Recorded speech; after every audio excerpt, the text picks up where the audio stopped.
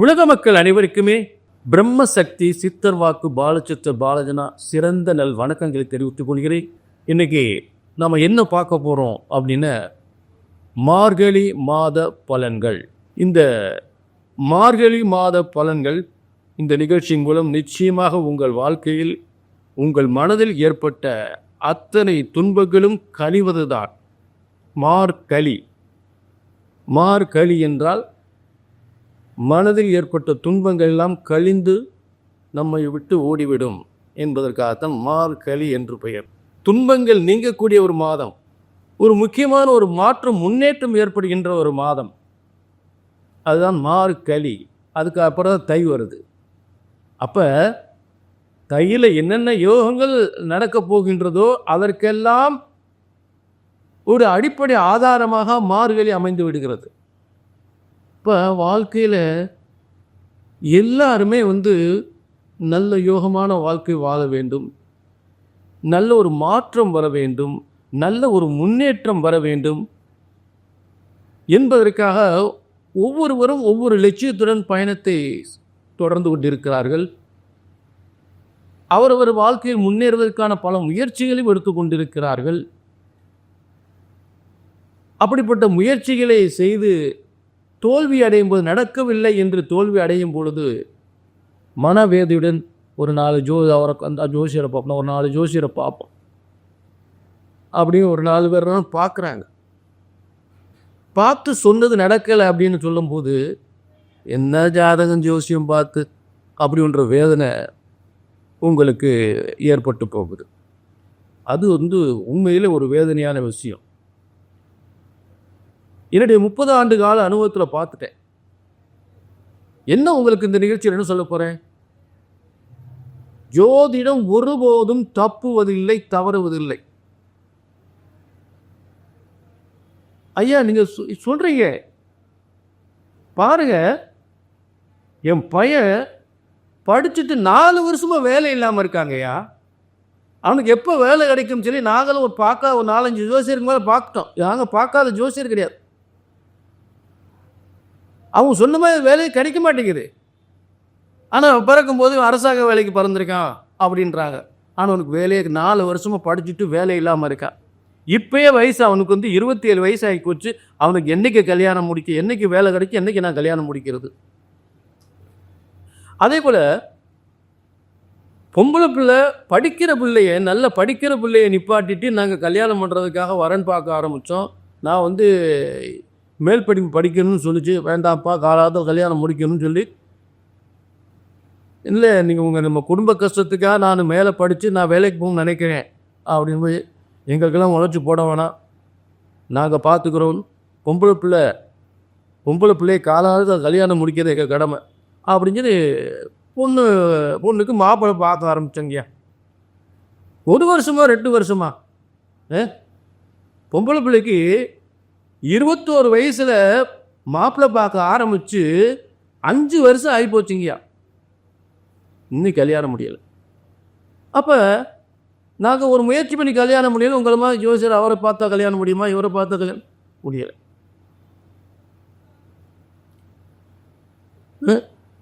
அப்புறம் ஒரு நல்ல தொழில் வைக்கணும், ஒரு ஜோசியர் பார்த்து தொழில் பரணி வச்சும் தரணி கட்டியாலும் பிரமாதமாக இருக்கும் அப்படின்னு சொந்த தொழில் வைக்கலாம்னு சொல்லி சொந்த தொழில் வச்சு. ஆக இப்படிப்பட்ட எத்தனையோ முயற்சிகள், ஒரு கல்வி முயற்சிகள், ஒரு வேலை வாய்ப்புக்காக, ஒரு திருமணத்திற்காக, ஒரு கணவன் மனைவி பிரச்சனைகளுக்காக இந்நேரம் பார்த்து இத்தனை பொறுத்து கல்யாணம் முடிச்சுட்டோம், புருஷன் முன்னாடி சேர்ந்தே வாழ. அப்புறம் கல்யாணமாகி நல்ல பொருத்தம் பார்த்தா கல்யாணம் முடிச்சு வச்சோம், பொம்பளை பிள்ளைக்கு குழந்தை இல்லை. ஆக மாமனார் மாமியார் வீட்டில் ஒரே பிரச்சனை, குழந்தை இல்லைன்னு ஒரே பிரச்சனை. அடுத்த சிலருக்கு சொத்து பிரச்சனைகள். இந்த சொத்து பிரச்சனை முடிஞ்சாதான் பொம்பளை பிள்ளை கல்யாணம் முடிச்சு வைக்கணும் அப்படின்றது எத்தனையோ பேர். நல்ல வசதி வாய்ப்பாக இருக்கக்கூடிய ஒரு புறம் இருக்கட்டும், ஒரு சொத்து கைக்கு வந்தால் தான் அந்த சொத்து பிரச்சனை முடிஞ்சால் சொத்தை விற்று பிள்ளைகளுக்கு கல்யாணம் முடிக்கணும், இல்லை வேலைக்கு பணம் கட்டணும், இப்படியெல்லாம் பல பிரச்சனைகள்லாம் இருக்குது. அதுலலாம் இதுக்காக எத்தனையோ போராட்டங்கள் பண்ணி எத்தனையோ ஜாதகத்தை போய் பார்த்து அது நடக்கலை. அதாவது இந்த முயற்சியெல்லாம் பண்ணி நடக்கலைன்னா ஜாதகத்தை பார்த்தா எப்போ நடக்கும் தெரிஞ்சுக்குவோம் அப்படின்னு போய் முயற்சி பண்ணும்போது எதுவுமே நடக்கலை, அவர் சொன்ன நடக்கலை, இவர் சொன்ன நடக்கலை அப்படின்ற வேதனைகள் வந்தது. அந்த வேதனை தான் இங்கே வரக்கூடாது வரக்கூடாது வரக்கூடாது. இதுக்கு நான் என்ன உத்தரவாதம் தரேன்? ஜோதிடம் ஒருபோதும் தப்புவதில்லை, தவறுவதில்லை. அப்புறம் ஏங்க நடக்கலை? நல்ல கவனிங்க. இது பிரம்மசக்தி சித்தர் வாக்கு ஜோதிடம். அதே நேரத்தில் முதல்ல இந்த ஜோதிடம் யாரால் படைக்கப்பட்டது? பிரம்ம வேதத்தில் பிரம்மனால் படைக்கப்பட்டதான் ஜோதிட சாஸ்திரம். ஆக ஜோதிட சாஸ்திரம் ஒருபோதும் தப்புவதில்லை, தவறுவதில்லை. தப்பாது, தவறாது. அதை கழித்து சொல்வதை தான் தவறு ஏற்படுகின்றது. அந்த தவறு தான் இங்கே வரக்கூடாது. ஆக உங்களுக்கு நல்ல கவனியா, கல்யாணம் முடியலையா, வேலை கிடைக்கலையா, கல்யாணம் முடிஞ்ச பிரச்சனையா இருக்கா, குழந்தை இல்லாமல் இருக்கா, சொத்து பிரச்சனைகளா, வீட்டில் சின்ன செய்வன கோளாறா, அரசாங்க வேலை கிடைக்கலையா, எதுவாக இருந்தாலும் ஒரு முறை ஜாதத்தை தூக்கியாச்சுன்னு அந்த சித்தர்வாக்கு பிரம்மசக்தி சித்தர்வாக்கு ஜோதிடத்தின் மூலம் பாலஜனா உங்களுக்கு ஒரு சித்தமாக ஒரு சித்தியோடு வழங்குகின்ற உறுதியான உத்தரவாதம். இங்கே சொன்னது நடக்கும், நடந்தே ஆகும், நடந்தே தீரும். அதை அந்த பிரம்ம வேத சாஸ்திரப்படி சரியாக கணித்தால் சரியாக நடக்கும். ஏனென்றால் ஜோதிட சாஸ்திரம் இறைவனால் படைக்கப்பட்டது. ஆக ஒருபோதும் தப்புவதில்லை. ஜோதிடம் ஒருபோதும் தப்புவதில்லை, தவறுவதில்லை. அதை கணித்து சொல்வதுதான் தவறு ஏற்படுகின்றது. ஆக இந்த நிகழ்ச்சியை பார்த்துறோம், யாரும் கவலைப்பட வேண்டிய அவசியமே இல்லை. என்ன நடக்கலை பார்த்துருவோம், சரிங்களா? கீழே நம்பர் இருக்கு, ஒரு அப்பாயின்மெண்ட் வாங்கிக்கங்க. அப்பாயின்மெண்ட் வாங்கிக்க. உங்களுக்கு என்ன நடக்கலை, ஏன் நடக்கலை, எதுக்காக நடக்க, என்ன காரணம் புரிஞ்சுட்டீங்களா? நிச்சயமாக இந்த நிகழ்ச்சியின் மூலம் எல்லாருக்குமே உங்கள் வாழ்க்கை எடுப்படுகின்ற அத்தனை முயற்சிகளுமே இந்த நிகழ்ச்சி மூலம் நல்லது நடந்தே ஆகும், நல்லது நடந்தே ஆகும். அந்த உறுதி உத்தரவாதம் உண்டு. புரிஞ்சுட்டீங்களா? கீழே நம்பருக்கு ஒரு அப்பாயின்மெண்ட் வாங்கிக்க. ஏன்னா இதுக்கு அத்தனை பேருக்கு சொல்லப்படுகின்ற ஒரு பொது ஆண்டவன் பிரம்மன் ஒவ்வொருவருடைய தலையெழுத்தையும் தனித்தனியாக எழுதியிருக்கிறார். கூட பிறந்தவங்க 3 பேர் 4 பேர் இருந்தாலும் ஒவ்வொருத்தருக்கும் தலையெழுத்து வரமா இருக்கும். அவன் கூட பிறந்தவனா, இவ்வளோ பெரிய ஆளாயிட்டான், இவன் எப்படி இருக்கான், ஆண்டவன் தனித்தனியாக எழுதியிருக்கார். ஆக கவலை வேண்டாம், எல்லாருக்கும் இந்த நிகழ்ச்சி நல்லது நடக்கும், நடக்கும், நடந்தே ஆகும், நடந்தே தீரும். வாழ்க வளமுடன் எல்லாரும். அதை இப்போ நம்ம பலனுக்கு தொடரும்.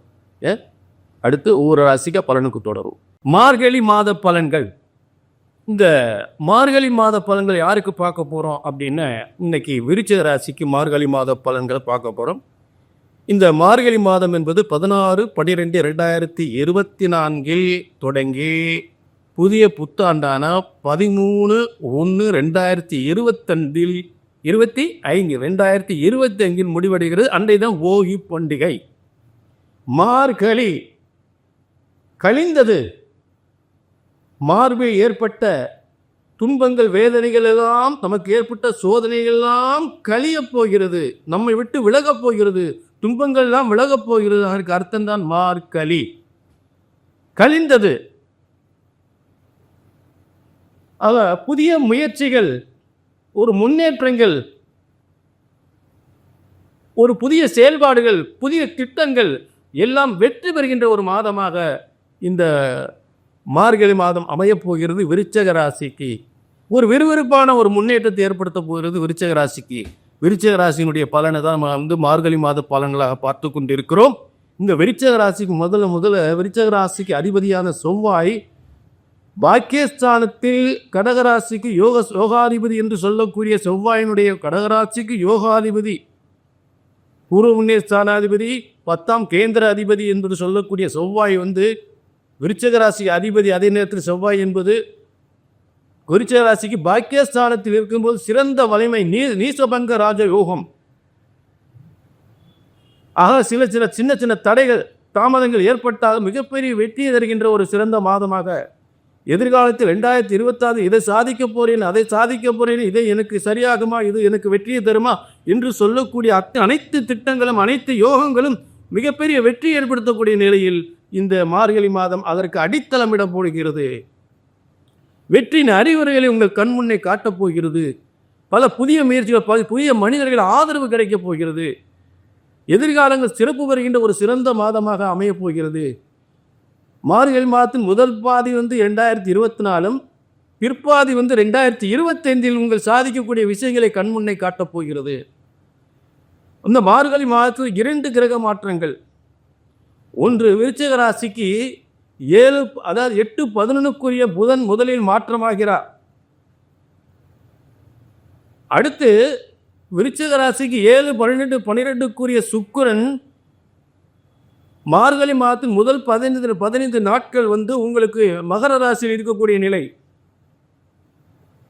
இந்த நிலையிலிருந்து 4ஆம் இடத்துக்கு மார்கழி 15 4ஆம் இடத்துக்கு போகும் பொழுது மிகப்பெரிய ஒரு மனைவியால் சொத்துக்கள் பெறக்கூடிய யோகம், வாகன யோகம், சொத்து யோகம், ஆடை ஆபரணங்கள் செய்கின்ற தொழில்கள் விருத்தி அடைகின்ற யோகம், உணவுப் பொருள் சம்பந்தப்பட்ட தொழில்கள் விருத்தி அடையக்கூடிய யோகம், சினிமா துறை சார்ந்தவர்களுக்கு மிகப்பெரிய முன்னேற்றம் ஏற்படக்கூடிய காலம். கலை தொழில், சினிமா துறை, பத்திரிகை தொழில், இந்த தொழிலெல்லாம் இருப்பவர்களுக்கு டிவி சீரியல் இந்த மாதிரி துறையெல்லாம் இருக்கக்கூடிய விருச்சிக ராசிக்காரர்களுக்கு விறுவிறுப்பான ஒரு தலைகளாக மாதத்தை புரட்டி போடுகின்ற ஒரு மாற்றமாக ஏற்பட போகிறது. முற்பாதி மார்கழியின் முற்பாதி 2024, பிற்பாதி 2025. 2025 இதை சாதிக்கப் போகிறேன். 2020 என திட்டம் வெற்றிவிடப் போகிறது. இதற்காக இந்த காரியத்தை செய்ய போகிறேன். அதெல்லாம் அந்த வெற்றியின் ஒரு அறிகுறியாக இந்த மார்கழி மாதம் அமையப் போகிறது. விருச்சிக ராசிக்கு சுக்கிரன் வலிமையடைகின்ற மாதம் மார்கழி 15. மறந்து விடாது, மார்கழி 15 மிகப்பெரிய ஒரு முன்னேற்றம் ஏற்படும். சுக்கிரன் கோடிக்கணக்கில், லட்சக்கணக்கில், ஆயிரக்கணக்கில் அந்தந்த ஜாதகத்துக்கு ஏற்ற ஒரு யோக பலன்களை, தொழில் வருமான முன்னேற்றங்கள், பதவி முன்னேற்றங்கள், திருமணம் யோகங்கள், சொத்து யோகங்கள் என்று சொல்லக்கூடிய ஒரு சிறந்த யோகமான காலமாக மார்கழி 15 ஏற்பட போகிறோம். மார்கழி 17 புத்தாண்டு பிறக்கப் போகிறது. மார்கழி 13 நல்ல குறிங்க. அடுத்து மார்கழியுடைய 29, மார்கழி 29, அதாவது 13/1/2025 கோகி பண்டிகை. வீட்டில் இல்லை கெட்டது பூரா, வீட்டில் ஆகாத போகாத போல வெளியில் போகி பண்டிகை எரிக்கிறது. அதனுடைய அர்த்தம் என்ன? நம்ம விட்டு தீமையெல்லாம் விலக போகுது. மார்கழி 29, 13/1/2025 போகி பண்டிகை. அப்போ அடுத்த நாள் தைப்பொங்கல். அப்போ நமக்கு தீமைகள்லாம் விலகி நன்மைகள் பெறக்கூடிய ஒரு சிறந்த மாதமாக அந்த மார்கழி மாதம், தேவாதி தேவர்களெல்லாம், அனைத்து தேவாதி தேவர்களெல்லாம் எல்லா ஆலயங்களுக்கும் எல்லா இல்லங்களுக்கும் சென்று ஆசி வழங்கக்கூடிய ஒரு சிறந்த மாதம். எல்லா வீடுகளிலும் எல்லா ஆலயங்களிலும் தேவாதி தேவர்கள் கோய் ஆசி வழங்குவார்கள். நீங்கள் சரியாக முறையாக வழிபட்ட மார்கழி மாதம் நீங்கள் தெய்வ வழிபாட்டுக்குரிய மாதம். நீங்கள் மனதில் நினைத்ததெல்லாம் சாதிக்கக்கூடிய மாதம். மனதில் நினைத்து வேண்டியதெல்லாம் நடக்கக்கூடிய மாதம். தேவர்களெல்லாம் வீடு உங்கள் இல்லம் தேடி வருகின்ற மாதம். அப்படிப்பட்ட விருச்சிக ராசிக்கு அருமையான ஒரு யோகமான எதிர்காலம் 2025 சாதிக்கக்கூடிய அத்தனை வெற்றிகளுமே கண்முன்னே காட்டப் போகிறது. மிகப்பெரிய யோகங்கள், நல்ல வேலை வாய்ப்புகள், நல்ல தொழில்கள், நல்ல திருமண யோகங்கள், நல்ல புத்திர பாக்கியங்கள், சொத்து சுகங்கள் கிடைக்கக்கூடிய அதற்கு அடித்தளம் முடிகின்ற ஒரு மார்கழி மாதம் அமையப்போகிறது. ஆகவே தான் இந்த மார்கழியில் இல்லை அந்த காலத்துக்கு ராஜாதி ராஜாக்கள் எல்லாம், முக்கியமாக பீஷ்மர் அதாவது இந்த மகாபாரத யுத்தத்தில் பீஷ்மர் அம்பு படையில் இருக்கும் பொழுது அவருக்கு மோட்சம் தருகின்ற மாதமாக அமைந்திருக்கிறது. சரிங்களா? ஆக மார்கழி மாதம் தெய்வீக சக்தி கொண்ட மாதம். இந்த விருச்சிக ராசிக்கு சிறந்த யோகத்தில் தரப்போகிறது. அதில் மாற்றமே இல்லை. இதில் ஏதாவது சந்தேகங்கள் உங்களுக்கு இருந்தால், ஏதாவது ரொம்ப நாள் உங்களுக்கு பிரச்சனைகள் நடக்கலை அப்படின்னு வேதனைப்பட்டீங்கன்னா கீழே நம்பருக்கு நோட் பண்ணிக்கோங்க, ஒரு அப்பாயின்மெண்ட். ஏன்னா இது பொது பலன். பிரம்மசக்தி சித்தர் வாக்கு ஜோதிடத்தின் மூலம் உங்களுக்கு என்னென்ன காரியங்கள் நடக்கவில்லையோ கண்டிப்பாக நிச்சயமாக நடக்கும். சரியாக கணித்தார். ஒரு ஜோதிடத்தின் பலன் சொன்னது நடக்கவில்லை என்றால் ஒன்று உங்கள் ஜாதகம் தவறாக இருக்க வேண்டும், இல்லை என்றால் ஜோதிடம் நான் தவறாக இருக்க வேண்டும். புரிஞ்சுட்டீங்களா? ஆக ஜோதிடம் நம்ம எல்லாம் எந்த பிரம்மன் படைத்திருக்கிறாரோ அந்த பிரம்மனால் எழுதப்பட்டதான் பிரம்ம வேத ஜோதிட சாஸ்திரம். ஆக ஜோதிட சாஸ்திரம் ஒருபோதும் தப்புவதில்லை, தவறுவதில்லை. அதை சரியாக கணித்தால் கண்டிப்பாக சரியாக நடக்கும். ஆக எல்லாருக்கும் இந்த நிகழ்ச்சியின் மூலம் பிரம்ம சக்தி சித்தர் வாக்கு ஜோதிடத்தின் மூலம் நிச்சயமாக நல்லது நடக்க வேண்டும். கீழே நம்பருக்கு ஒரு அப்பாயின்மெண்ட் வாங்கிக்க. கொஞ்சம் நீங்கள் தெளிவாக ஒரு முறை ஜாத்தை தூக்கி திரும்ப தூக்கன்ற என்ன வரப்படாது. ஒரு முறை ஜாத்தை தூக்கி வச்சு வருஷம் கணக்காக கல்யாணம் முடியல, வேலை கிடைக்கல, குழந்தை இல்லை, இப்படி வருஷம் தூக்கிட்டு அலையப்படாது. எத்தனை இடத்துக்குங்க ஜாதகத்தை தூக்கி அலையிற, அது வரக்கூடாது. புரிஞ்சுட்டீங்களா? ஆக வாழ்க வளமுடன், எல்லாருக்கும் நல்லது நடக்க வேண்டும். வாழ்க வளமுடன். மீண்டும் ஒரு நல்ல நிகழ்ச்சி சந்திக்க வரை உங்களிடமிருந்து விடைபெறுகிறேன். நன்றி, வணக்கம்.